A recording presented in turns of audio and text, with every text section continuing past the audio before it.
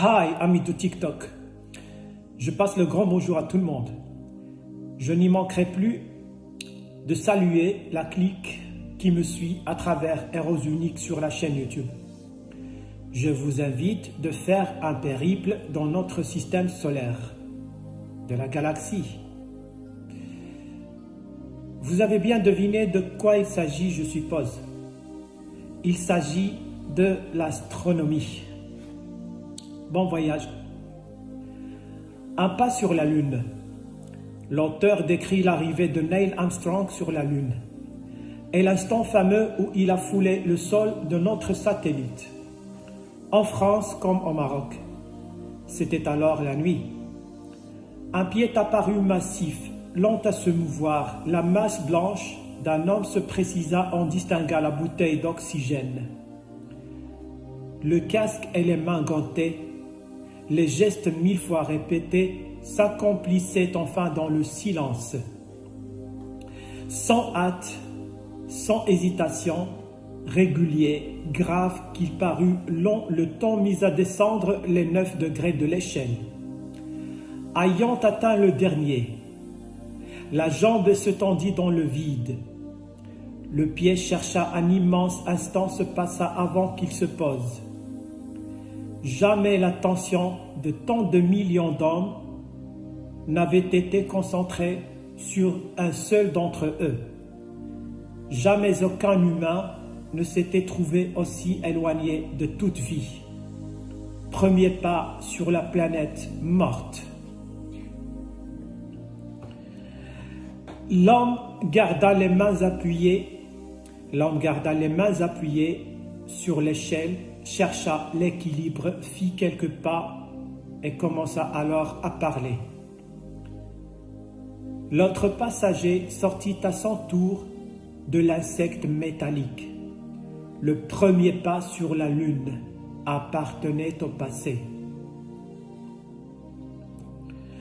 Tout ce qu'un homme est capable d'imaginer, d'autres hommes sont capables de le réaliser. C'est une citation de Jules Verne. Gagarine parle.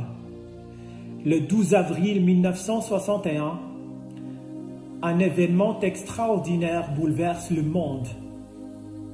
Pour la première fois, un homme lancé dans l'espace à bord d'un satellite fait le tour de la Terre. C'est le soviétique Yuri Gagarin. Dans ce texte, c'est lui-même qui nous parle de cet exploit. J'ai pénétré dans la cabine qui sentait le vent des prairies. Après m'avoir installé dans le fauteuil, ceux qui m'accompagnaient ont refermé la trappe sans bruit.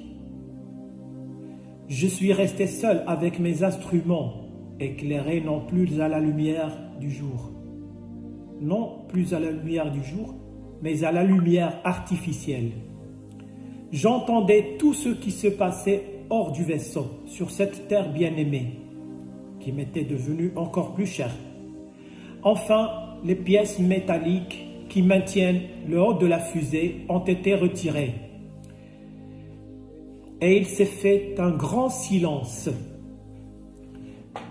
Puis ce fut le départ. Mon regard s'arrêta alors sur le cadran du chronomètre. Il était 9h07, heure de Moscou. J'entendis un sifflement puis un grondement de tonnerre qui enflait rapidement. Je sentis que le vaisseau vibrait violemment, enfin lentement, très lentement. Il quitta l'installation de lancement. Par la suite, je suis passé progressivement à l'état d'apaisanteur. Tous mes gestes sont devenus plus faciles. Je ne sentais ni mes bras, ni mes jambes, ni mon corps, car ceux-ci n'avaient plus de poids. Je n'étais ni assis, ni couché. Je planais dans la cabine comme tous les objets qui n'avaient pas été fixés. Je voyais le ciel noir étoilé comme un champ labouré où l'on aurait jeté des semences. Je voyais le ciel noir étoilé comme un champ labouré où l'on aurait jeté des semences. Les étoiles étaient étincelantes et pures. Le soleil avait lui aussi un éclat extraordinaire. Le soleil avait lui aussi un éclat extraordinaire. Il était impossible de le regarder à l'œil nu, même en clignant les paupières. Pour atténuer le pouvoir aveuglant de ces rayons, je fermais de temps en temps les rideaux de protection des hublots.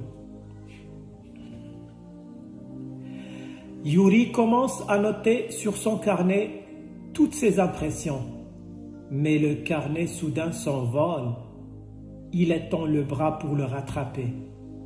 Il lui échappe. Ses gestes ne sont plus les mêmes que sur la terre. Ses gestes ne sont plus les mêmes que sur la terre. Comme c'est drôle. Il se rappelle alors tout ce qu'il a appris.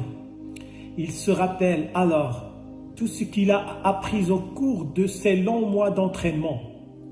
Il finit par retrouver son journal de bord où il note avec application tout ce qu'il sent, tout ce qu'il voit. Et la communication avec la terre n'est pas possible.